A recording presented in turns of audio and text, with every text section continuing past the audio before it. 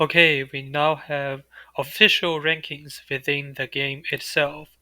So if you don't know where to find it, it's in Heroes, and it used to only have Heroes and Archives. Now it also have top rankings. I'm very excited about this because this is the first time we have stats in Omniheroes. So the tier lists I made are subjective opinion of mine, and the stats they are objective. So this is different than the best team right here because the best team in here is just the dev's opinion on how the game should be played. But that's like far from the truth because there are things that dev do not understand about their own game. So it's always like this. So it's usually the players who discover the most broken combo before the dev, and the dev have to fix the broken combo. And yeah, so this is different from the best team. This is the objective stat. But there's one thing you need to know. So this is a popularity ranking. So you can see here hero and relic top ranking determined by the most popular heroes and relic in the current lineup rankings. And the lineup top ranking refreshes every 2 days, showcasing the most popular lineup across all servers. So these are just popularity rankings. It doesn't mean that the top heroes are stronger than the heroes in the bottom. In fact, you can see some like heroes that we all know is really good, like Astrid and Halisa, and they are worse than they rank lower than some heroes that are not very good, like Illume and Demus. So the reason is we have to consider how accessible the heroes are. By which I mean there are reasons that a hero is popular without it being very strong.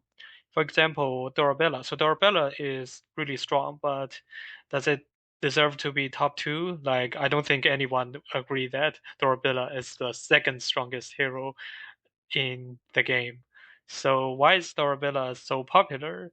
Is because first Dorabella is the most accessible legendary hero in the game. Like you can get her from Yggdrasil shop.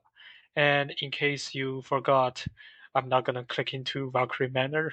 That could cause my video to get demonetized. That's really funny.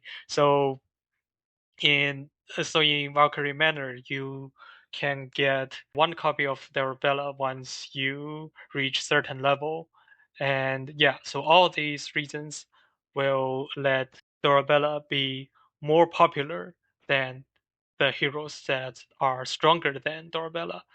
So yeah, same for Themis. So Themis is also fairly accessible, and the dev also did a great job advertising for Themis with the $1 package where you are stuck at a stage where the enemy is too powerful and Themis just appear and just straight up kill all enemies.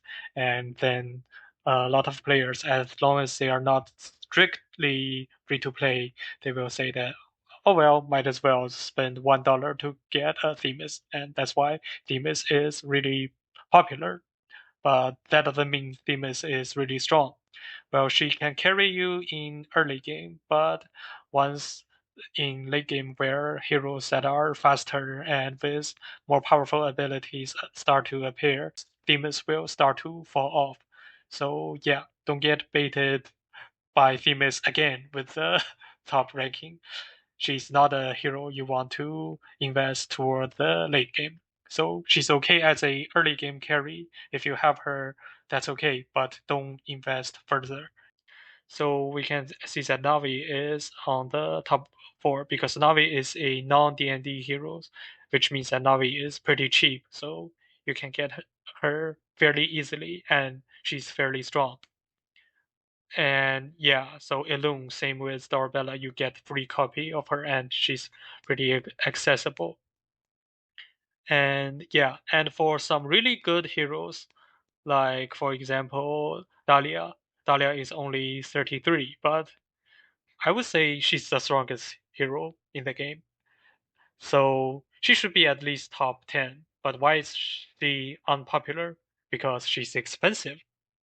so most people don't have her, and she's also fairly new, so that like uh, for people who are going to want to get her, they haven't got her yet. So she's fairly new, so that would make her unpopular. So yeah. And for Cleopatra and Ophelia, they are at the bottom of the list. So they are not the least popular because they are at least in the ranking. But the reason they are not at the top is not because they are weak, it's because they are fairly new. And for Cleopatra, she only appeared in Oath Recall once every 2 months. So it's because they are hard to get. That's why they are not popular. It's not because they are weak.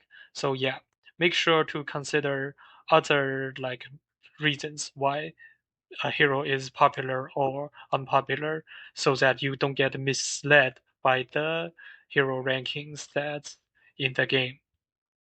Yeah, and for relic ranking, the same here. So Tar is pretty good and Edge of Night is pretty good, but the the Death Eye is not the most powerful relic. So like the first Bear and the two broken new relic, like the Flame Banner, should be more powerful than the relics in the top three. But the reason they're not popular is because people don't have them.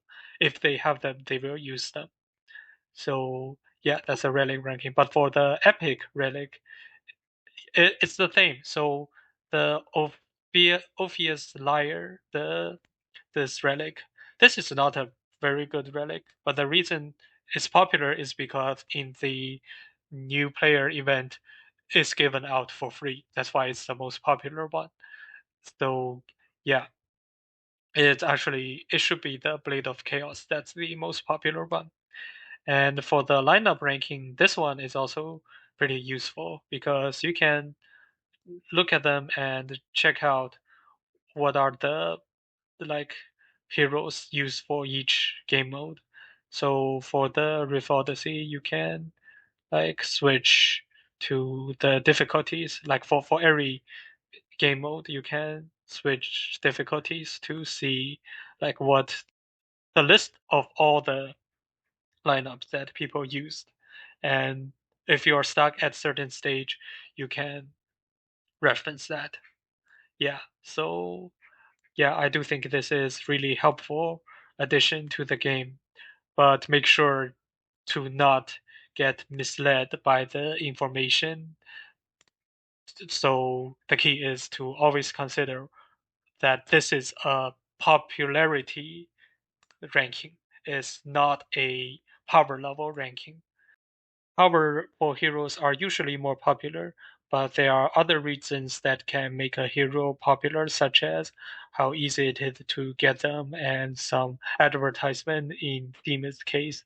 So yeah, take those into consideration. And yeah, that's it for this video. Thank you for watching.